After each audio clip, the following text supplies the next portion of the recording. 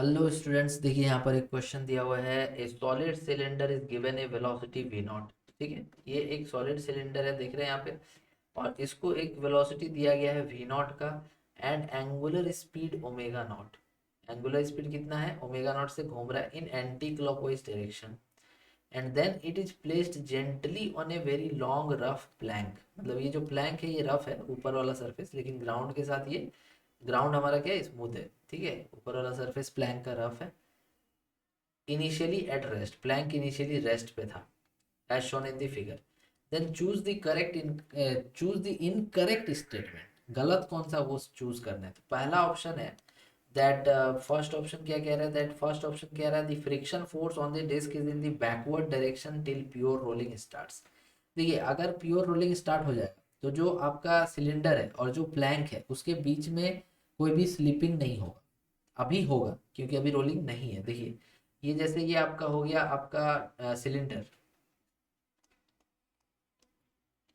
और इसके नीचे जो है प्लैंक है ना? देखिए, आपका जो मोशन होगा, इस पॉइंट का जो मोशन होगा, ये जो पॉइंट है इसका मोशन किस तरफ होगा उस पर डिपेंड करेगा फ्रिक्शन किधर लग रहा है। जो सेंटर ऑफ मास का वेलोसिटी वी नॉट है वो इसका भी रहेगा वी नॉट। और चूंकि ये घूम रहा है एंटी क्लॉकवाइज ओमेगा नॉट से, तो इस पॉइंट के लिए एक और वेलोसिटी आ जाएगा ओमेगा नॉट इंटू आर।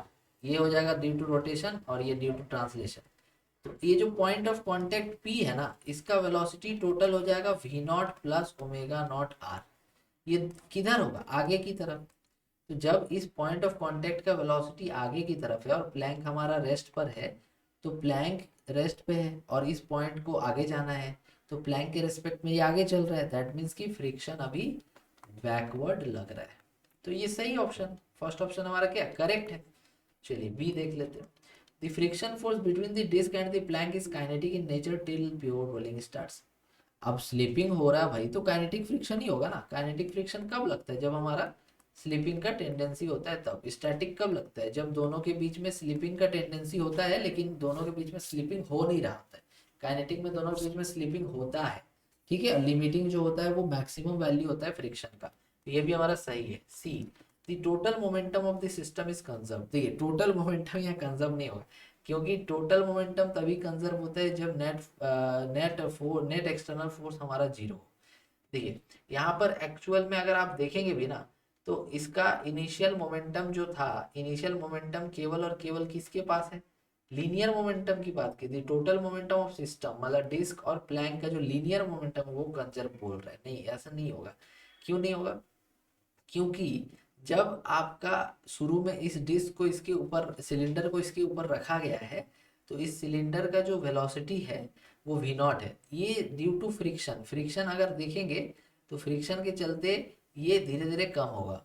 समझ रहे? फ्रिक्शन के चलते कम होगा। तो आपका जो मोमेंटम का प्रोडक्ट है मास इनटू वेलोसिटी, वो कांस्टेंट कैसे रहेगा? समझ रहे? देखिए, total momentum of the system is, sorry, conserved, सही है ये। Total momentum of the system is conserved, ये सही है। क्यों सही है? क्योंकि यहाँ पर अगर सिस्टम हम लोगों ने बनाया, किसको सही, किसको सिस्टम बनाया है? तो प्लैंक और डिस्क दोनों को। अब देखिए, प्लैंक और डिस्क दोनों अगर सिस्टम है ना, तब यहाँ पर कंजर्व रहेगा मोमेंटम। कैसे? देखिए, ये हो गया डिस्क या सिलेंडर कह लीजिए, और ये हो गया प्लैंक। इन दोनों के बीच में फ्रिक्शन लग रहा है, इस पर पीछे और वही फ्रिक्शन प्लैंक पे आगे। तो ये पूरा सिस्टम माना जा रहा है। तो ये फ्रिक्शन एक तरह से क्या हो जाएगा? इंटरनल फोर्स हो जाएगा। Due to the absence of any external force, कोई भी एक्सटर्नल फोर्स यहाँ पे नहीं है, इस वजह से मोमेंटम जो होगा वो कांस्टेंट होगा, या फिर कह लीजिए मोमेंटम कंजर्व रहेगा। चलिए, फोर्थ ऑप्शन माने कि हमारा इसमें ऑप्शन होगा। तो देखिए फोर्थ में क्या कह रहा है। The angular momentum of the disk about any point on the horizontal surface remains conserved। देखिए, angular momentum of the disc केवल बात करी गई। देखिए, डिस्क की बात करते हैं हम लोग, समझिए। देखिए, जैसे ये पॉइंट है, v वेलोसिटी से आगे जा रहा है। मान लीजिए कि हम इस पॉइंट के अबाउट, ये p पॉइंट के अबाउट इसकी एंगुलर मोमेंटम लिखेंगे, तो क्या लिखेंगे? Mass into v naught into t. थोड़ी देर बाद जब ये आगे चल जाएगा तो क्या ये वी नॉट कॉन्स्टेंट रहेगा? क्या वी नॉट सेम रहेगा क्या, या चेंज हो जाएगा ड्यू टू फ्रिक्शन? ताकि ये रोलिंग अचीव कर पाए। कांस्टेंट नहीं रहेगा, ये चेंज हो जाएगा, नॉट कांस्टेंट। तो अगर ये कांस्टेंट नहीं रहेगा, चेंज हो जाएगा थोड़ी देर बाद, तो फिर इसमें मास तो चलो कांस्टेंट है, परपेंडिकुलर दूरी भी सेम रहेगा, लेकिन ये कांस्टेंट नहीं रहेगा। तो इस वजह से angular momentum of the disc is not conserved. Angular momentum of the disc about any point on the horizontal surface is not conserved, इसीलिए ये हमारा इसके लिए चुना जाएगा, ये इनकरेक्ट है। ठीक है, आई होप आपको पूरा थ्योरी इसमें समझ में आ गया होगा। Thank you.